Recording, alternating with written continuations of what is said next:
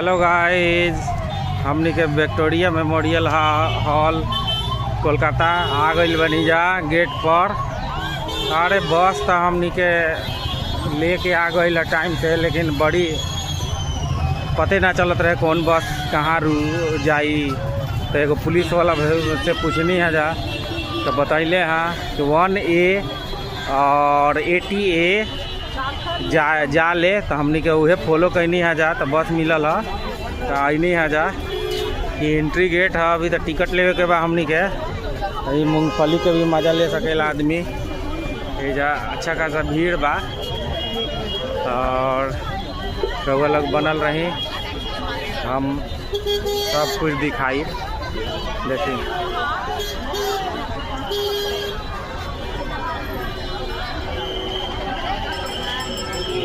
एजा आदमी ठंडा में